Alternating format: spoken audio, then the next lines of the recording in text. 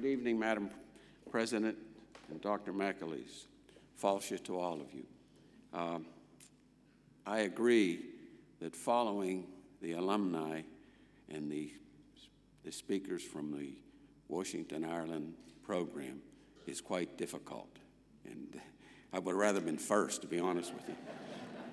But on the way over here, my wife said to me, "Now speak up and don't mumble like you usually do." So I'll try. So I'll try not to. But it is a pleasure and an honor to be here. Our embassy has a long history of supporting the Washington, Ireland program. And it's really a pleasure to meet all of you and to see what you're doing and see firsthand the impact that this program has on your professional lives. Washington, Ireland program is a wonderful undertaking. Provides authentic Irish presence in Washington, and that is very important. And I'm very happy that you're doing that. I just hope and believe that the alumni of the Washington, Ireland program will continue to work for a better future representing the communities in Ireland and Northern Ireland. I'd like to congratulate the Washington, Ireland program for 15 years of great success, and I wish you the best of luck in the next 15. But it is really my great pleasure tonight to introduce our guest of honor, a friend and a neighbor, the President of Ireland, Mary McAleese.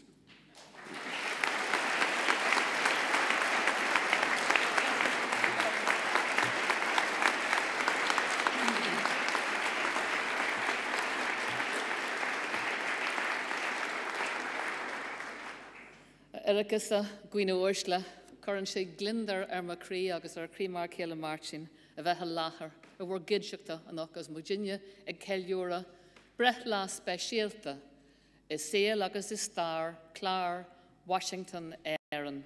It's an absolute joy to be in your company this evening, Your Excellencies, ladies and gentlemen, as we gather together to celebrate this big birthday, this 15-year birthday of the Washington, Ireland programme. In the year that Shane was a WIP, as they've now become known, I stood in this hall just shortly after probably you got your certificate then, and I was inaugurated President of Ireland.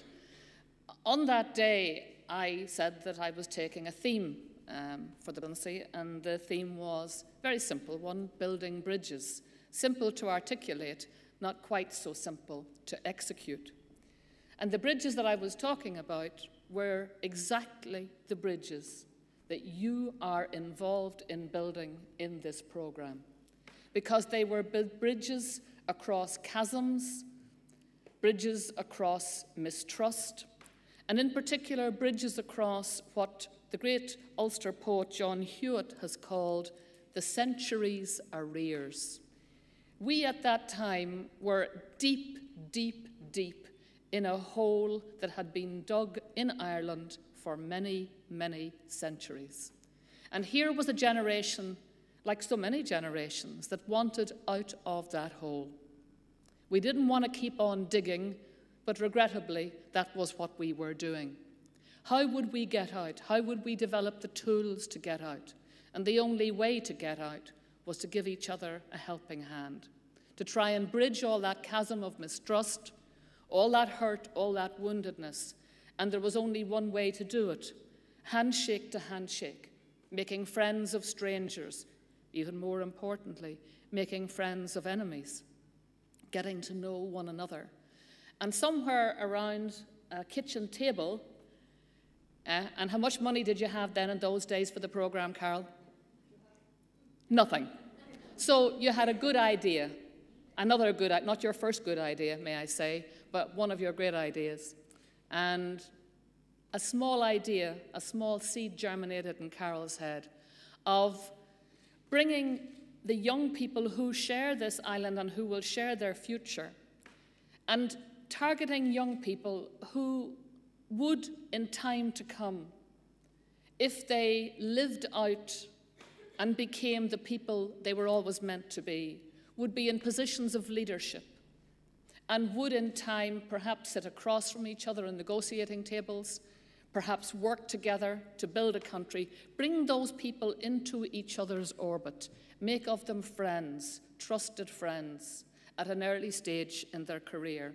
Simple idea, a simple way of building the most human of bridges. And one of the things I am sure about, knowing that there are well over 400 alumni now in this programme, and indeed quite a number of them here in this hall, one thing I'm absolutely sure of is that over the course of your lifetime, as the investment you made in the programme reveals itself, and in the investment the programme made in you reveals itself, you'll be stunned, you'll be startled, time and time again, at the way in which the network of friendships that was created and generated by this programme will help you together resolve problems that without that nexus of trust and friendship, first seed-bedded through this programme, would simply not be possible. You'll tell these stories to your children. You'll tell these stories to your grandchildren. Some of you may already have experienced those things, but to tonight's graduates, whom I know we all offer our greatest congratulations to, I want to tell you, the investment you have made, just watch while over a lifetime it grows, it becomes more than this seed of friendship. It becomes an extraordinary resource that is personal to you, but also, very importantly, a civic resource available to this country and indeed available right around the world, because I'm very conscious that of the 400 who are graduates of this programme, many have now scattered across the world. And yet, they take with them a fidelity to this programme and a fidelity to each one of you. Somewhere you might meet, it could be in Tokyo, it could be in South Africa, it could be back in Washington, and a chance remark will uncover the fact that you are members of this same programme. And instantly, you have a store of memories, you have a shared vision, and you know you have a shared value system, service and leadership. So you don't have to explain each other to each other. And whatever business you have to do or whatever work you have to do, well, we have a saying in Irish, "Tus mai is la na hibra." A good start is half the work. You will find half the work already done.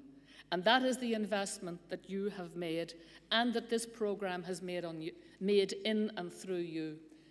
It's an extraordinary thing that it starts around a kitchen table, a modest idea, and that it grows. And it grows because it was a good idea and because good people committed to this idea. I think of all the people who sponsored it, all the people who gathered around it, the host families, including, I think, Larry and Mariana, who are here, aren't they? Who, God help them, spoilt my own son rotten in his time as a whip. And I shouldn't really even say his time as a whip, because you're a whip for life, right? This is a lifelong nexus, a lifelong connection.